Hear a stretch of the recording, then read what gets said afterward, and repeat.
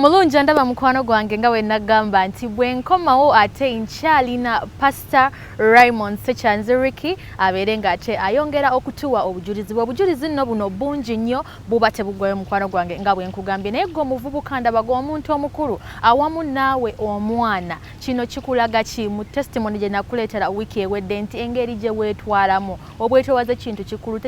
tekimataringa otandikidde wa, naye nga bw'osaba Katonda asobola okubeera ng'ate naawe akusitula naawe ate n'obeerako awo awawakanirwa. Mukwano gwange nzikiriza tubeere nga tweyongerayo n'omusumba Pastor Raymond Ssekyanzi Ricky. Yes, neyanziza nnyabo. Ng'obujulizi bwe nakoma luli nkulaga nti nali nkulaga nti process omanyi process versus production ebintu ebibiri bibiri kati ntandise Katonda agenda promotinga nakoma ngamba nti ntandise okwoza emmotoka njoze emmotoka banjagadde ng'omuvubuka wali towuliramu kusomozebwa n'ogaa naye nze lwaki situuka ku kino, oba walinamu buli obwetoowaze nti kambeere mukakkamu obukakkamu nga bwe buli naye nga ate nina okuyaayaana nga njagala okuweereza Katonda okubanga munze kati maze okukitegeera mu process eyo maze okutegeera nti kati Katonda nina okubanga muweereza tekyali kyakola emirimu naginoonya gyakola gitya gyalema giganye njigezezaako katono nnyo wenabanga in fact katono nnyo kankuseeke mabega ku by'emirimu ate katono nnyo munsaasire bwe nanoonya emirimu natuuka nenginoonya nga ne mu Yesu mwendi nenoonya emirimu naye omulimu olugumu wali ogwansoomooza ennyo sisita wange yalina mukwano gwe nasobola okunoonyeza omulimu somewhere. Bwanoonyeza omulimu kampuni sijja gyogera neŋŋenda ne tukola interviews. Mukwano gwantwalayo ewa manager ba mikwano amumanyi bulungi noga nkuletedde ono mukwano gwange brother wa mukwano gwange kyagala omunyambira afune omulimu. Tukola zi interview, tukola esooka, tukola eyokubiri, tukola eyokusatu. Bagenda nga batutema twalinga bangi nga omanyi Kampala bantu baba bangi abeetaaga emirimu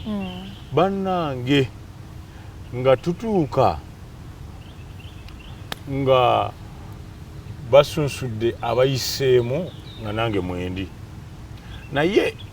oyo manager yalina mukama we oba yali mu China oba yali musajja wa mu Asia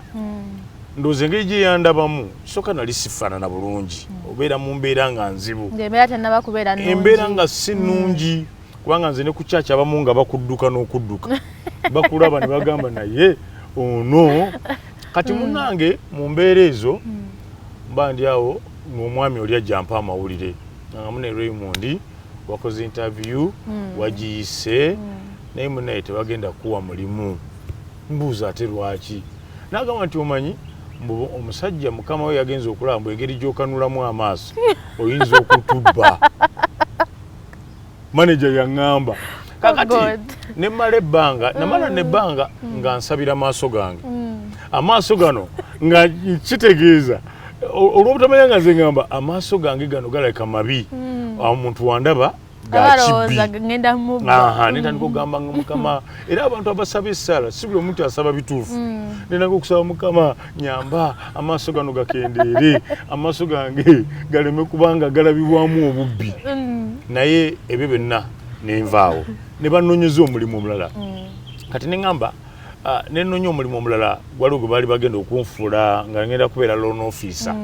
nasomako ebyokubala ku bitabo ebyo nali nasomako kakosi ka double entry bookkeeping ogwo nagwo ne gugaana lwabayo byabaawo naye neŋŋamba kati ebyo byokusoma mbivuddeko ogujja gukole gutya ne banoonyeza omulimu yalina musumba eyagunfunira neŋŋenda atuute wa musumba munne naye sinafuuka musumba olwo bwe ŋŋendayo omulimu gye bantwala nga gwakukuuma mmotoka ezzana eyo kati nga nno omulimu ogwo ntambula okuva e Rubaga paka Zana buli lunaku ngende nkole nga ne ka transport teba providinga ate bali bansasula 2,000 nga gwe musaala gwange bampa olunaku lwe mba nkoze akati ngenda ezana nenkola wiki yasooka ne banyaniriza nabasanga mu fellowship wakabayo fellowship nensabako nabo ne bantwala mu yaadi bazikuumira nenzirabe motoka nonga nyingi mpitirivu kuba wali wagazi ne tubeerawo nasangawo abasajja abalala babiri bo bali basajja nabakulu bulungi ne tulukuuma emmotoka ezo bwe tuzikuuma ne tukuma wiki negwako kati wiki ebeggwako ndoza yalinga Friday bwe tutuukira Friday ng'abaaleetanga emmotoka ziterekawo n'okuzooza twakuumanga ate ffe ne twoza ne basobola otuwangayo akasente maama tugenda tuuka Friday emmotoka nga tezikyajja olwo nga ki ati nkujjira omusajja mba ndi awo nga mpita mulokole jangu nga ŋŋendayo nga ŋŋamba mulokole okimanyi okuvayo wajja wano emmotoka zajja nga tezikyajja wajja n'ebisiraani ate agenda okukiŋŋamba ngenda okulanga emmotoka tezikyalabika nga naye kenyini olaba kyagamba nange nendabye ddala nga kyayogera kituufu era bwe yakiŋŋamba Saturday saddayo neŋŋenda nenga kati kambeerere ddala emutundu entuule lindako weegoba tebannaba kugoba okusinziira ku kye baali bagambye n'okita teri yangoba era oli kasita yakiŋŋamba n'addayo ew'omusumba eyantwalayo ne mugamba nkubulire waliwo embeera baŋŋambye bwe bati ne bwe bati naye kantuule nindirire Mukama akole so mu process eyo nga mulindirira ziri promotion wezikola ki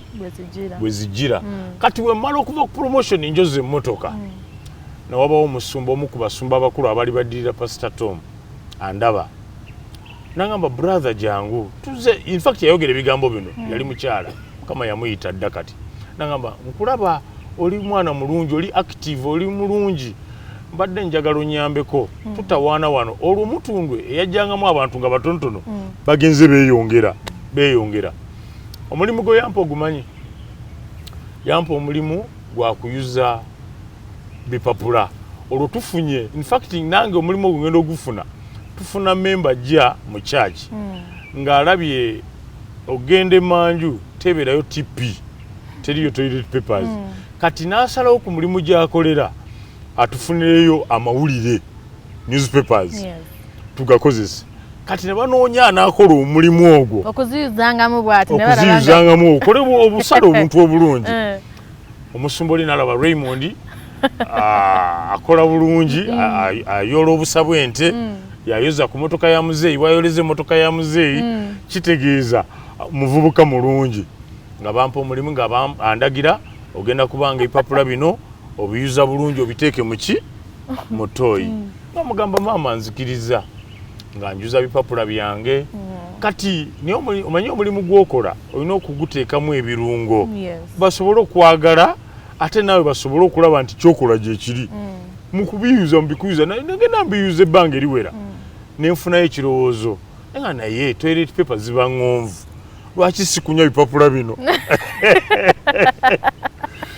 nentandika okunya ebipapula bwe mbiyuza namala obiyuza ate nembikunya oyongeddemu ne art ebirungo nayongeramu art nentandika okunya ebipapula n'engalo zino nezitandika okunnuma nembikunyanga nembisuula mu kaveera nga bikunye bulungi olwo promotion zikola zitya zeeyongera maama nenkunya ebipapula ne basiima ne bagamba bannange weebale otukunyira ku bipapula nenkunya ebipapula nembiteekangayo nembiteekayo mba ndi awo olunaku lwali lumu nga muzeeyita omuwuuno yampita waliwo ennyumba etaliwawo yamenyebwawo kati eyali ennyumba ya gaali amakaage ampita mu galagi yakozesanga nnyo nga ofiisi mu biseera ebyo nga tukyali mu kanisa nga yabibaawo ampita naŋŋamba mwana wange nzize nga nkulaba njagala onyambeko ogenda kubeera infact olwonga obukyanga obeegattako wayiseewo ebbanga lya myaka ng'emeka olwo tuyingidde emyaka nga girimu ebiri nga giyingidde nga mu ebiri olwo gigenda mu esatu I think so bwe gityo kati munnange muzeeyi ampita agenda okumpa omulimu kati ye gwe nnyini naye muzeeyi ampita ampa omulimu in fact wemba sirimbye wabangawo ba ashers awe mutundwe naye nga obuweereza obw'engeri gye kyali nga kyasooka kubanga kyoto omuseero bagiyitanga omuseero nga aba ushers babeerawo walingawo abakyala awo baali bakyala bakulukulu bwe bati bakola baweereza muzeeyi ampita aŋŋamba nti ogenda kubeera senior usher era nze wemba sirimbye mutundu awo nze nasooka okubeera senior usher waawo naye nga ndi muvubuka muto akati mbeera senior usher babumpadde mukama nkoledde olwo biri byonna byerabidde byoyiseemu ozze ku mirimu gwatunula obubi gwe bagoba olw'ensonga ezitegeerekeka lumu nali ntula ne sister yali muwala mulungi nga bwolaba bwoli bwotyo ng'era mweru naye musumba kati ntuula kumpi naye bwa nti neyeesenvula n'asemberayo eri twatulanga ku bubenki ffe awo mutundu omukadde bubenki neyeesetula neesima nga tayagala muliraane nga siri bulungi amazima kubanga nze n'okunaabana naabanga lumu mu mwezi nga waliwo omusumba nyamba naabeko ate bwe mba naaba bitundu nga wali wekyawa nnyo ate nga nanaabirawa tolina wonaabira osula mu kasiko biki kubanga nze olaba ebyo byonna nga ndi n'emutundu olwo nga nkyasula mu nsiko nsula mu kasiko so ekintu ekirala kyenjagala okutegeeza abatuwuliriza nti okubonaabona si kwe kufa si kuba kufa ate okubonaabona oba obwavu nagambye nti nga boogera nti si bulwadde tibugenda kulemerako bugaane nedda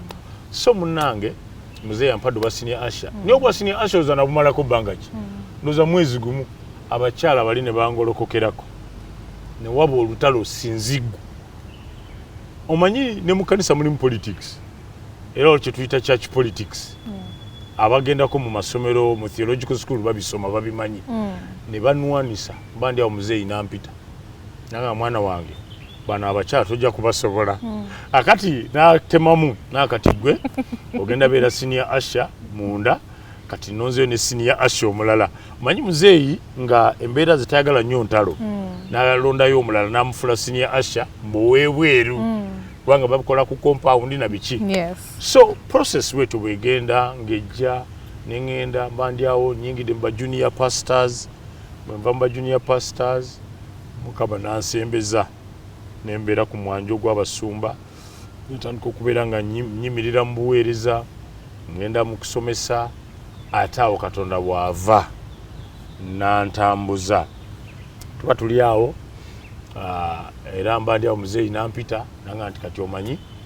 mwe tulina musumba kamya mukama wange nanga kati gwe ne musumba kamya mugendagenda ekitintale kati tuve mutundwe ate olwo era promoted kati olwo ŋŋenda ekitintale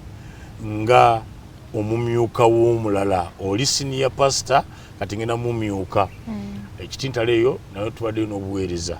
obuweereza obwo mbumazeemu emyaka 18 amina 18 twabutandika mu 2005 kati paka ano wenvuddeyo omwaka guno gwennyini gwe tumaliriza kati ate kwe kundaba nga ate ndi seeta eyo ate Katonda gyantute ebyo nabyo story empanvu so naye nga mu kuweereza Katonda tebigwa bugwi omuweereza omutuufu Katonda abeera ne process remember nkugambye oba mbabuulire oba nababuulira luli nti process versing production ebintu ebyo bitambula bibiri tebasobola bakuprocessinga nga bakugjamu okubeera ne production ki ennungi mu testimony yaffe eno waliwo bubiri ebintu byogambye nti wagendanga ku mirimu olinagamba otunula bubi olabikanga omubbi abantu bangi nnyo bayita mu kusoomozebwa gye batambulira waliwo ne reverend yatugamba nti abantu bamutuna ne bamugamba ofaanana bubi akula kati n'akizuula nti n'okuba yali afaanana bulungi naye bali bamugamba ng'afaanana bubi waliwo n'obuntu omulala ayinza okuba nga situation eyo gy'ayitamu bubaka ki bw'oyinza okumuwa ng'ali mu Katonda okubeera nga yeenyweza obubaka bwenyinza okuwa owooluganda bw'atyo ekisooka bw'osoma mu Samwiri ekisooka essula ya 22 bakulaga Dawudi atuuka ekiseera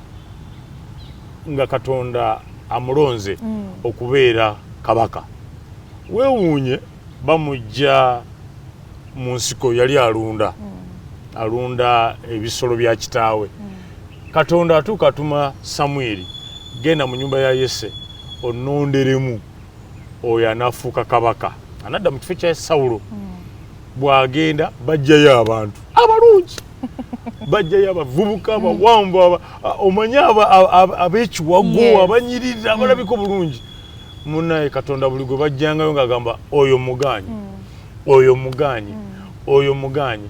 Ne batuuka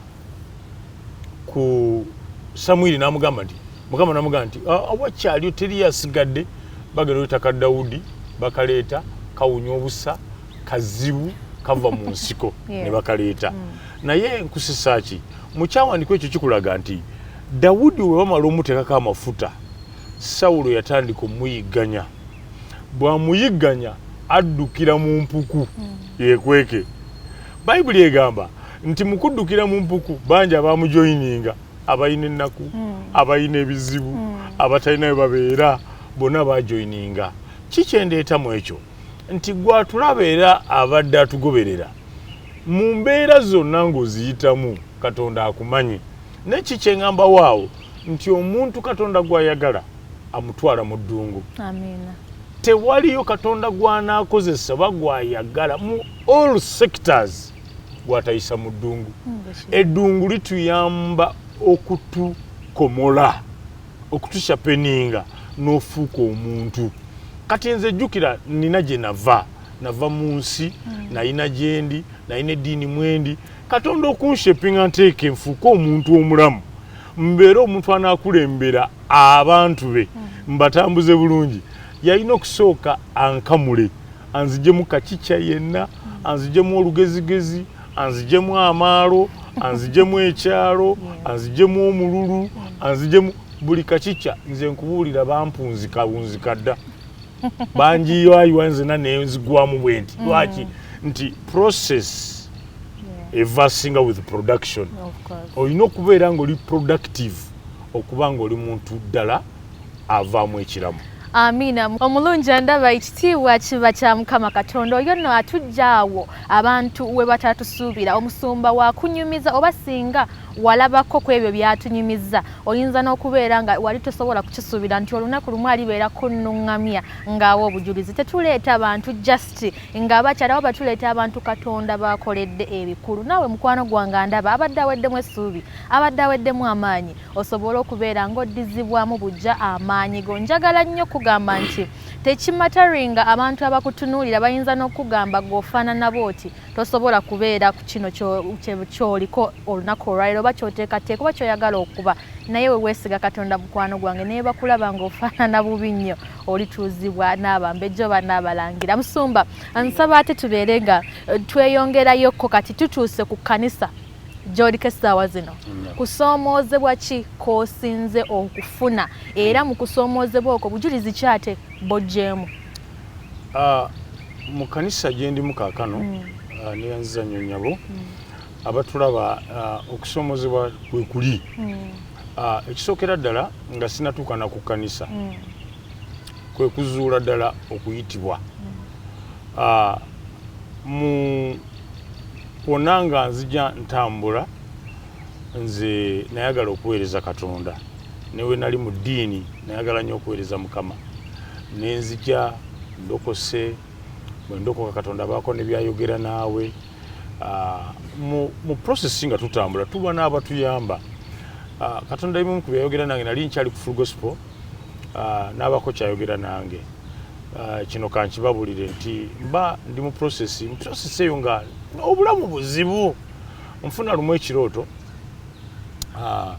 naloota omusumba wa Full Gospel nga ampise mu kanisa ya Full Gospel enkadde, abamu balaba mpya ni waliwo enkadde eyaliwo. Kati ampita wabweru w'ekkanisa awo ngendoola nga waliwo abantu abalala balinga 7. Kati ngenda okulaba bwampita emmotoka baleetawo emmotoka yali mmotoka ng'eri mu shepu nga olaba Ipsam oba wolaba zi wish ezo. Kati ngenda okulaba ng'omusumba oyo ankwasa ebisimuluzo. Naye ebisimuluzo ebyo byali 3 era kyantawanya nnyo nga neebuziba ebisimuluzo 3 byaki. Kati bwe ŋŋenda mu mutundwe bwe ntegeerera kiki baali baŋŋamba kati omusumba omu omusumba oyo maama waffe bamuyita musumba Sala Sejjuba yanzivunulira nanga omwana wange Katonda ayagala kumuweereza gw'oli muweereza we ebisimuluzo abaakuwadde obuyinza abaakuwadde obuvunaanyizibwa ojja kubaako byoggulira ogenda kuweereza Katonda so munaye netandika okuweereza Katonda mu mpola saababudde n'akalala nti naweerezaako ne mu Liberty Worship Center naliyoko ng'ayimba netuyimbayo naye Mukama n'aŋŋamba wano oli mu position si we nkwagala ddoboozi mweriri ngezaako mpola so bwe nvaayo nga bwe nababulidde mutunda bwe ntambudde biki tutuse ekitintale mpeereza ekitintale emyaka 18 akati okusomozebwa okukulu ennyo kwendabye okusookera ddala kwe kutegeera eddoboozi lya Mukama eddoboozi lya Katonda okulitegeera si kyangu era abantu bangi abatulaba bangi nnyo Katonda ayogera nabo naye nga tebategeera ate ne Katonda ng'ayogera ne Sitaani akola ki ayogera kati olina okumanga Katonda akuyamba nnyo in fact omwoyo wa Katonda yasinga otubikkulira kyovola bonna abaalinga ne Yesu bwe baabikkulirwanga kye babikkuliddwa nga gamba ekyo si mwana wa muntu yakubikkulidde wabula omwoyo waani wa Mukama Katonda bw'akuyamba n'akubikkulira kikuyamba nnyo so Katonda bw'aŋŋamba natandika okuŋŋamba nsobole okuba nga ŋŋenda okutandika obuweereza obuweereza buno nina obuweereza bwa mirundi ebiri bwe ndiko nnyo obuvunaanyizibwa nina obuweereza bw'abaana Katonda yaŋŋamba mu biseera wabula bino ate ndibawa bulala kubanga mu processi nga mu myaka gyange giri nga nina omuzungu annyamba asasulira fees nafuna okusomozebwa nasanga nali ngenda ku ssomero kuba twatambuzanga bigere tusanga omukazi eyajjamu omwana ndowooza yakola abortion naye omwana yali akuze omwana nga bamusudde kasasiro naye ngaomwana oyo afudde nga n'omuliro gutandise omwokyako kati mu process omwana oyo musanga omwana nga we mbagambye nti ndiba nfunye omukisa omulala ndibyogerako nenfuna omutima era ntandika okufunanga eddoboozi ery'okuyamba abaana abasuuliddwa kati Katonda tandika okuŋŋamba nga ndi kitintale okubanga ntandika okukola obuweereza bwe okuyamba abaana ate nga jjukira nina ne kolo yange eri ey'okukola obuweereza ate jjukira Katonda wakuyita omuweereza omutuufu oba nga ddala kyogendamu okikakasa ky'oliko olina okuba nga gwe batuma messenger olina okuba ne message era nze nina message Katonda gy'atadde ku bulamu bwange gyampadde so okusomozebwa okusooka kwe mbaddeko kansoke nzire ku ekyo nti kwe kutegeera Katonda nti ddala akuyita kwe kutegeera ddala Katonda nti akwagala era kubanga bingi bye tubeerako ne twekwata eno n'eno naye ng'ate Katonda alina kyakola ki kyakwetaaza naye nasanga okusomozebwa nti bwe natandika okubanga process yange entandika nga bw'onagamba nti tandise okuvaayo tandise okwogera ne bakama bange Katonda wananzijawo awo process eyo netaba ki nyangu si lwa bubi naye bala omuntu nga mumaze emyaka 18 muli mwenna mumaze muweerezeganya it is not easy to get a nation from a nation oba kiraba okuteekawo eggwanga libeewo kubanga lino libanga ggwanga Yesu n'agamba mumwe ngenda kufuula eggwanga kati abantu ffenna we weezuula obeera ggwanga ate ng'olimu eggwanga eki kati okuvaamu eggwanga ove mu ggwanga eddala obeere mu ggwanga eddala si kyangu so ne tubeera naye okubanga okusomozebwa weekuli you know olinda reply oba oyogedde ne mukamawo mwogeddemu awo bino biyamba naddala abantu abagana abalina okuyitibwanga okwo ne wabeerawo okusomozebwa olinda ansa toziraba olinda okuddibwamu tokulaba ate gwe olina pressure eya Katonda kubanga ye aba akulaba agamba nti nze abeera ne seasons eno season njagala wabeewo ekikolebwa kati ekyo ne kibeera okusomozebwa okulala kwe kuva mu comfortability eno gy'obaddemu kubanga nali bulungi bansasula nga bansasula bulungi amazima gasijula kati ove mu process eyo ogende mu process eri ey'okutandika obutandisi olwo ne luba olutalo nemba n'okusomozebwa okulala kwe kwa family omukyala bukedde ku makya omugaye nti madamu okimanyi awe mbadde tuvaawo tugenda walala mukama of course in that process najjanga mubuulire bigenda mu maaso naye wabawo okulwanyisibwa process si nyangu omukyala agamba kakati bannaye kino kiri katugenda kola tutya ne wagolokoka emikwano nina mukwano gwange omuyambuza naye kakati ogenda mu buweereza obulala okutandika ogenda kola otya abaana school fees kati abantu batunulira school fees nina abaana abeetaaga okusoma basomera mu masomero malungi obadde obasasula kati gy'olaga teri oba okiraba eyali asasula luli akasente kati wano togenda kafuna yonna ekkanisa etunuulidde gwe kubeera ng'oteekateeka nga mukama wabakuluŋŋamiza alwala akola ki bonna bakubira gwe baga musumba kino basuubira gwe okubaako kyokola otya kyokola kati kwe kusoomozebwa kwe kwosanga nti obuweereza bupya fe obuweereza bwendimu obwa Christian Assembly kati tuli mu myezi 9 naye mu myezi egyo osoomozebwa ogenda okulanga ebintu kwegamba wabaawo challenges ngera we twayita muziri endala so process by process okubanga otuuka mu kiri productive mu linnya lya mukama wafaani amina obudde nobutuswaliriza mukwano gwange naye nzikiriza ate mbeere nga nsaba pastor Ssekyanzi Raymond Ricky okubeera nga atuwa message ye esembayo mukwano gwange eri gwe yabadde atulaba bubaka ki bw'olina obusembayo eri omuntu oyo abadde yatwegaseeko mu testimony zonna nga bwe tuzibagamba yes mu bubaka bwange bwe nyinza nze okuwa obunkolera ennyo okuva lwenze nga ntambula ne mukama waliwo ekyawandiikibwa kiri mu Zabbuli 37 olunyiriri lwakuna lunyiri olwo lunkoledde nnyo mu bulamu agamba nti sanyukira mu mukama naye anaakuwa nga omutima gwo byegukola ki byegwetaaga so nze nja kugamba nti mu mbeera zonna amazima mu mbeera zonna nze nga bwe nze kunyumizaako mu bitundutundu ebyo nti sirina mbeera yonna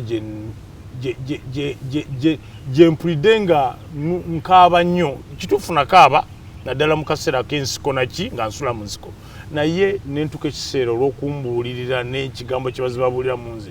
neneewayo eri mukama nsanyukira mu Katonda nze mu buli kaseera mbeera musanyufu era ne Katonda agenze annyimusa paka gy'anaatuusa mu linnya lya Yesu. Amina. Mukwano gwange bwe tutambudde ne Pastor